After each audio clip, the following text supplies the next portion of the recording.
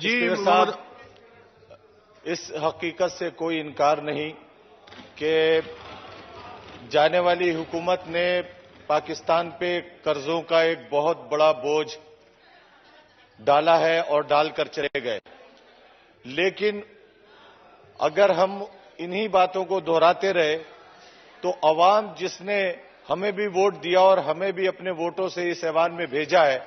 عوام ہم سے بھی سوال کرتی ہے۔ جناب اسپیکر، پاکستان ایک زرعی ملک ہے، لیکن پاکستان کا کوئی فوڈ ایکسپورٹ ایسا نہیں کہ جس پہ کوئی ہم قابل ذکر گفتگو کر سکیں۔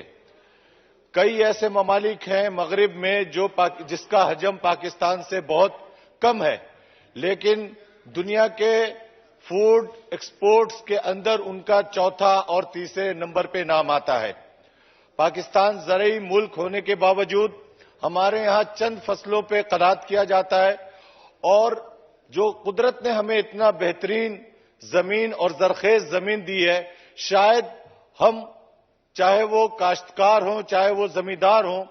اس زمین سے جو قدرت نے ہمیں بخشا ہے اس طرح سے استفادہ حاصل نہیں کر پا رہے۔ جو ایک اس وقت پاکستان جو معیشت کے اعتبار سے ڈوبتی کشتی کی بات کی جا رہی ہے، جو معیشت کے اعتبار سے بہت کمزور سے کمزور ہوتا چلا جا رہا ہے، میں سمجھتا ہوں کہ ایک ہنگامی بنیاد پر زراعت کے اوپر ہمیں غور کرنا چاہیے، نئے جدید ٹیکنالوجی کا استعمال کرتے ہوئے اپنی زمینوں سے زیادہ فصل حاصل کرنے کی کوشش کرنی چاہیے، تاکہ ہم پاکستان کو زرعی اعتبار سے مضبوط کر کے نہ صرف اپنی جو ضروریات ہے اسے پوری کر سکیں، بلکہ اپنے زراعت کو اس حد تک آگے لے جائیں کہ کم از کم ایکسپورٹ کے اندر ہماری زراعت کا بھی ذکر ہونے لگے۔ جناب اسپیکر، اس کے ساتھ ساتھ غربت کی صورتحال بڑھتی جا رہی ہے۔ اگر ہم صرف یہ بات کہتے رہیں کہ ماضی کی حکومت کی وجہ سے قرضوں میں ڈوب گئے تو اس حقیقت سے انکار نہیں کیا جا سکتا، لیکن آج ہماری حکومت ہے، اور اس وقت غربت کا حال یہ ہے کہ پچھلے دنوں کراچی میں ایک باپ نے اپنی بیوی، اپنی ایک بیٹی جو 17-18 سال کی تھی اور سی اے کر رہی تھی، اسے اور اس کی چھوٹی بیٹی، تینوں کے گردن پہ چھری پھیر کر اسے اس دنیا سے واصل کر دیا، اور پھر آخر میں اس نے اپنے گردن پہ بھی چھری پھیر دی۔ اس کی حقیقت یہ تھی کہ اس نے فائنینشلی طور پہ اتنا کمزور ہو گیا تھا کہ اس کے پاس کوئی راستہ نہیں تھا کہ کس طرح سے وہ اپنے گھر کو سروائیو کر سکے۔ تو غربت کی جو چکی میں لوگ پستے چلے جا رہے ہیں، اور پاکستان کے غریبوں کا جو اس وقت حال ہو رہا ہے، اگر ہم اس پچھلے حکومت کے طرف سے جو صورتحال پچھلے 5 سالوں سے پیدا کر رکھا ہے، کبھی دھرنے کی صورت میں، کبھی ریلی کی صورت میں، اور ہمارے حکومت کو جس طرح سے اس نے الجھا کر رکھا ہے، اگر ہم اسی میں الجھے رہے، اگر اسی طرح اس کے الجھاوے میں آ کر اپنی اصل حقیقت سے دور رہے، تو پھر ہمارے لیے آئندہ کے حالات مزید ابتر ہوتے چلے جائیں گے۔ ہماری یہ ذمہ داری ہے،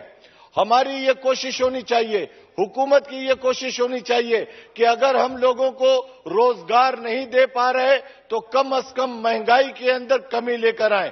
آج گیس کی صورتحال ابتر ہے، ہمارے علاقے کے اندر گیس کی وجہ سے پچھلے ہفتے میری کانسٹیٹیوئنسی کے اندر خواتین جمع ہوئی، اور انہوں نے میرے دفتر کے اوپر آ کر شکایتیں کی، اور بچوں نے اور خواتین نے پتھراؤ کیا۔ یہ صورتحال اس وقت کراچی کے اندر گیس کی وجہ سے پیدا ہو گیا، کبھی پانی کے حوالے سے، کبھی گیس کے حوالے سے۔ ہم نے پچھلے اجلاس میں بھی اس کا تذکرہ کیا تھا کہ خدا کے واسطے کمیٹی بنائیں تاکہ گیس کی لوڈ شیڈنگ کو اگر کم نہیں کیا جا سکتا تو کم از کم اس کے اوپر کوئی شیڈولنگ کر دیں کہ جو پیک آورز ہوتا ہے گھریلو خواتین کے لیے گھر میں چولہا جلانے کا، کوئی ایسا ٹائم رکھیں تاکہ صبح سے لے کے دوپہر تک گیس کا پوری طرح سے فراہمی کو یقینی بنایا جا سکے، لیکن اس کے اوپر توجہ نہیں دی گئی اور صورتحال ابتر سے ابتر ہوتا چلا جا رہا ہے۔ تو میری آپ سے درخواست ہے کہ کم از کم وزیر صاحب کو یہ آپ ایک رولنگ دیں، ایک کمیٹی تشکیل دیں تاکہ گیس کے اس مسئلے کو حل کیا جا سکے۔ اسی طرح میں سمجھتا ہوں کہ جو مہنگائی کی صورتحال بڑھتی چلی جا رہی ہے، پیٹرول کی قیمت جس طرح سے بڑھتی چلی گئی اور اس کے اوپر کنٹرول نہیں کیا جا پا رہا، میں سمجھتا ہوں کہ یہ وہ چیزیں ہیں کہ جس سے ہماری حکومت آگے کی طرف نہیں جا رہی۔ آپ کچھ بھی کر لیں، لیکن اگر غریب کی بات نہیں کریں، اگر غریبوں کے مسائل کو حل کرنے کی جانب نہیں سوچیں گے تو پھر گزرتے ہوئے دن کے ساتھ ہمارے لیے پریشانیاں پیدا ہوتی چلی جائیں گی۔ اس لیے جن لوگوں نے ہمیں ووٹ دے کر اس ایوان پہ بھیجا ہے، جن کے ووٹوں سے منتخب ہو کر ہم اس ایوان میں آئے، اگر ان کی بات نہ کی جائے، اگر ان کے مسائل کی بات نہ کی جائے، اگر ان کے غربت کے خاتمے کی بات نہیں کیا جائے، اگر ان کو روزگار دینے کی بات کی نہ جائے، تو میں سمجھتا ہوں کہ پھر ہم اس ایوان کے اندر اپنا حق ادا نہیں کر رہے ہیں۔ لہٰذا جو اپوزیشن میں ہے وہ تو یہ کوشش کریں گے 3.5 سال کی حکومت کے بعد کہ اس حکومت کے ہر معاملے میں رکاوٹ پیدا کی جائے، اس حکومت کو آگے کی طرف نہ چلنے دیا جائے، لیکن ہمیں معاشی طور پہ معاشی اصلاحات کرنے کی ضرورت ہے اور وار فوٹنگ کے اوپر جا کر ہمیں معاشی اصلاحات کرنی پڑے گی۔ ہمیں اپنے ایکسپورٹ کو بڑھانا پڑے گا، ہمیں وہ تمام راستے جو کہ پاکستان کی معیشت کو بہتر کرنے کے لیے ایک اچھا قدم ہو سکتا ہے اس میں ہمیں آنا پڑے گا۔ اس کے ساتھ ہی میں اجازت چاہوں گا۔